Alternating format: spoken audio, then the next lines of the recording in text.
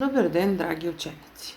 Јас сум Трајковска Елизабета, професор во Средното општинско техничко училиште во Битол. Денес ќе одржаме на видео презентација насловена како делови на навојот и навојните врски, која што е наменета за учениците од прва година на машинската струка. Очекувам заеднички после денешното излагање да постигнеме одредени резултати од учење и вие да бидете способни да препознавате теоретски и стварен профил на навојот, да разликувате основни величини на навојот и да идентификувате видови на навој. Прво ќе се запознаеме што значи профил на навојот. Профилот на навојот се добива со пресекување на навојот со рамнина која е во правец на оската на навојот. Кај сите навои, бидејќи постојат повеќе стандардни навои кои што се користат во машинството, се разликуваат два профили. Едниот е теоретски профил, кој што навојот го има по теорија и на цртежите се означува со танка линија, и стварен профил, тоа е профилот кој што навојот го има во пракса, а на цртежите се означува со дебела линија. Овие два профили ќе ги видиме на следните цртежи. На цртежот лево е представен надворешен навој, на цртежот десно е представен внатрешен навој. Рековме дека теоретскиот профил е означен на цртежот со танка линија. Како што забележувате, на врвот и на дното е остар, триаголен е најчесто, може да биде рамностран триаголник, рамнокраг и така натаму. Меѓутоа, во стварноста, навојот никогаш не се изработува онака како што би требало да изгледа во пракса. Кај овој навој, конкретно што е представен на цртежот, на врвот е засечен навојот, а на дното е заоблен. Вакви модификации на теоретскиот навој се изработуваат со цел да се избегнат острите делови на теоретскиот профил и на тој начин да се избегне концентрацијата на напони која што доведува до оштетување на навојот и негово попуштање. Значи, уште еднаш ќе повторам, со танка линија на цртежот е теоретскиот профил, а оваа дебела линија ни го покажува стварниот профил. Покрај профилите забележувате на цртежите повеќе величини кои што се котирани. Тие величини се карактеристични за сите видови на стандардни навои. Сега ќе видиме која величина како се нарекува и што означува. Прва ознака ни е D1. Таа ознака ја користиме за да го означиме пречникот на јадрото. А пречникот на јадрото е пречник на замислениот цилиндар кој што можеме да го поставиме во дното или во подножието на навојот. Наредна величина, која што ја означуваме со D2, ја нарекуваме среден пречник.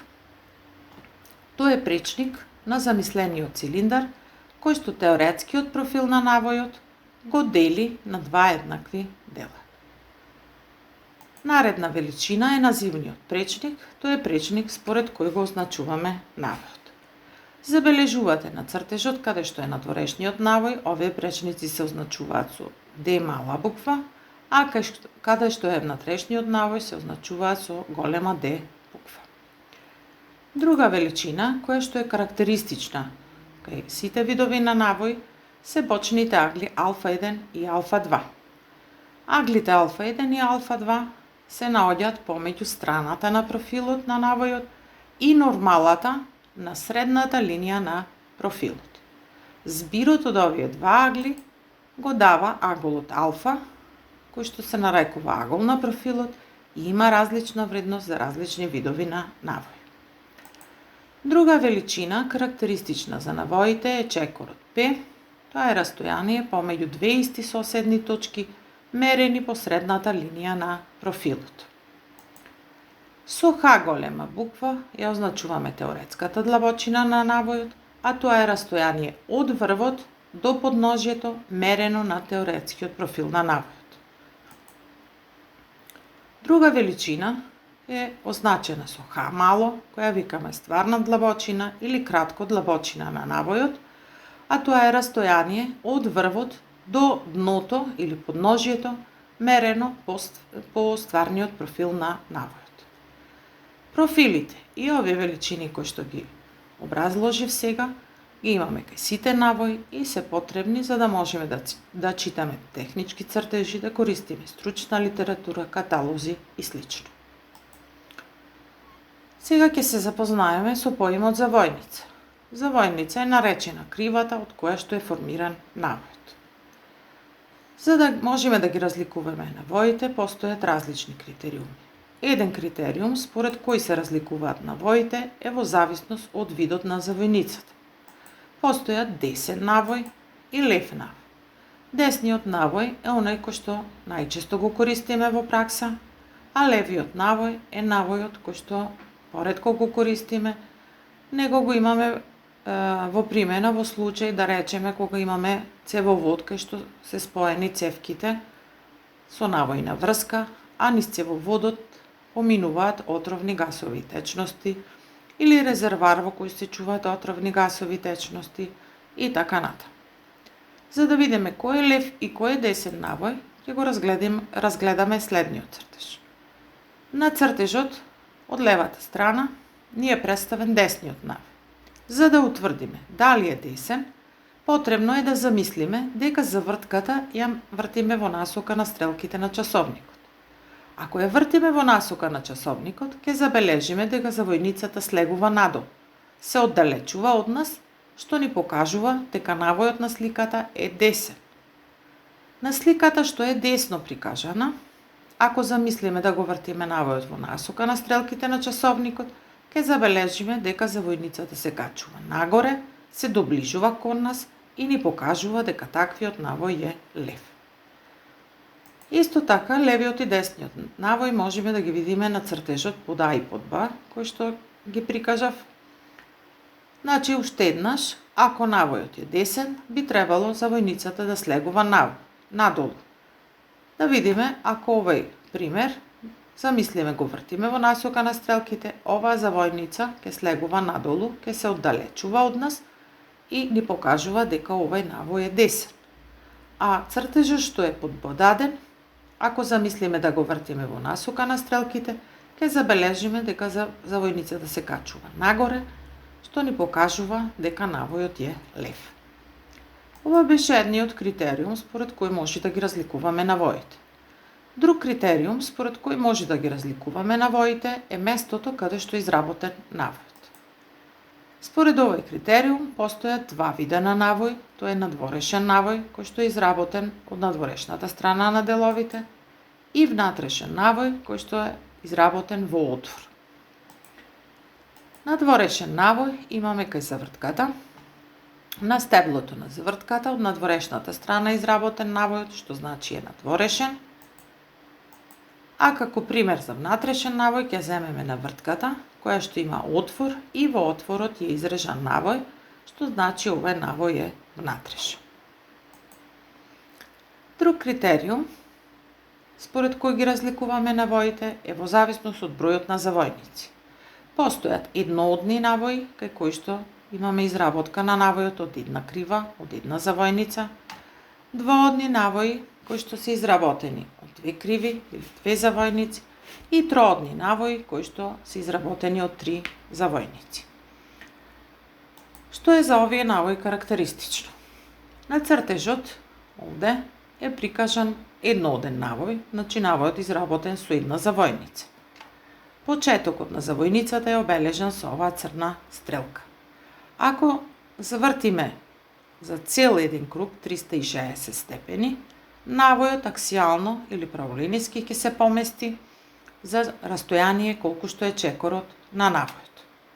На оваа слика ни е представен двооден навој, изработен со две завојници, чии што почетоци се представени со чии почетоци ги покажуваат црните стрелки.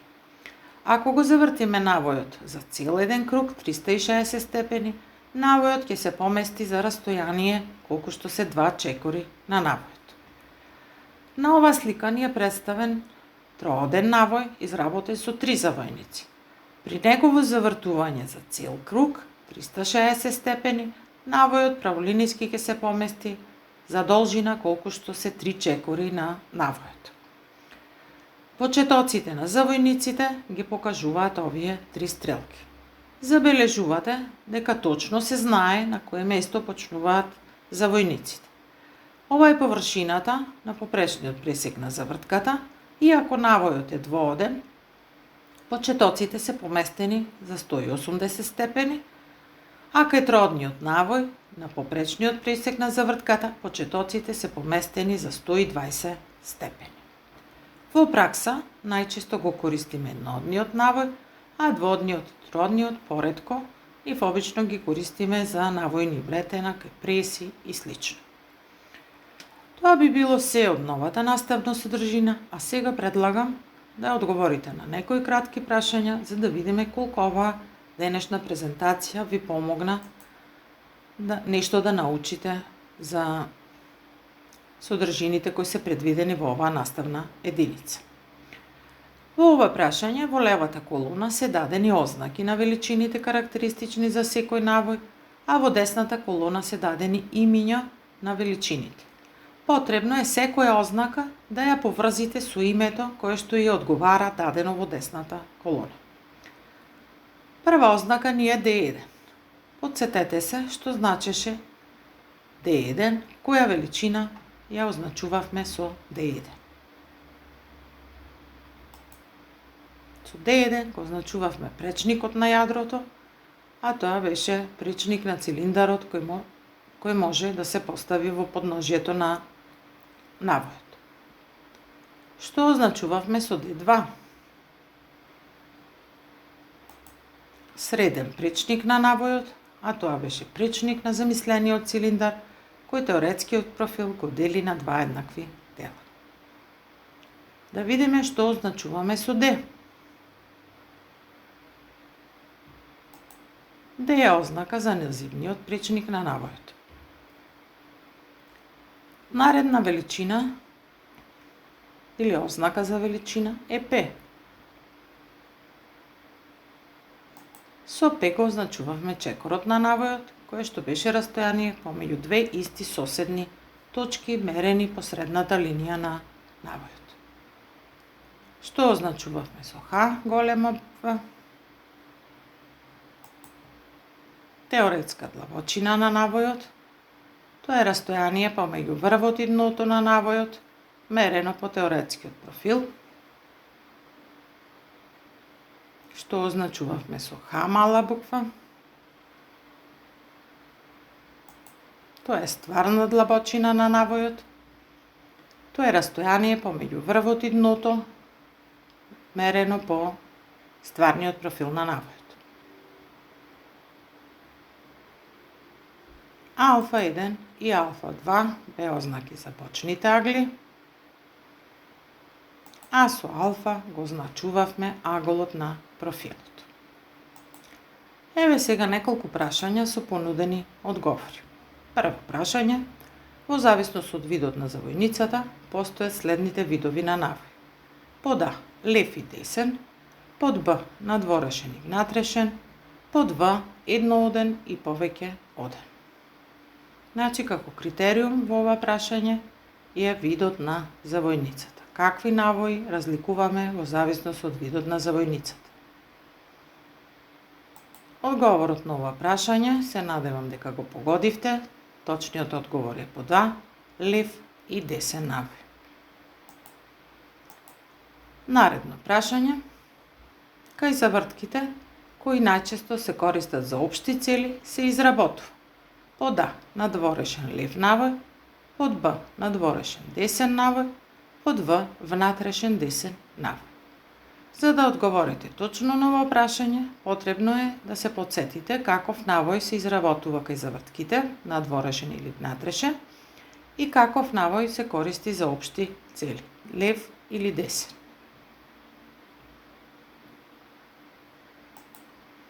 Одговорот на ова прашање е под Б, надворешен десен навој, затоа што завртките имаат надворешен навој, изработен од надворешната страна на стеблото, а за општи цели користиме десен навој. Во наредните прашања имаме дадено искази, кои што треба да се потрудите и да откриете дали се целосно точни. Прво прашање, стварниот профил на навојот покажува како навојот изгледа во пракса и на цртежите се означува со танка линија. Дали овај исказ е целосно точен? Одговорот на ова прашање е неточно, затоа што стварниот профил на навојот навистина покажува како навојот изгледа во пракса, меѓутоа на цртежите се означува со дебела линија, што значи исказот даден во првото прашање не е целосно точен. Наредно прашање, кај двоодниот навој почетоците на завојниците се поместени за 180 степени. Одговорот на ова прашање е точен, затоа што кај двоодниот навој имаме две завојници, имаме два почетоци на завојниците, кои што на површината на попречниот пресек се поместени за 180 степени. Тоа би било се во моето денешно видео излагање. Се надевам дека со ова излагање ви помогнав да полесно да ги совладате содржините предвидени за оваа наставна единица. Ви благодарам за вниманието.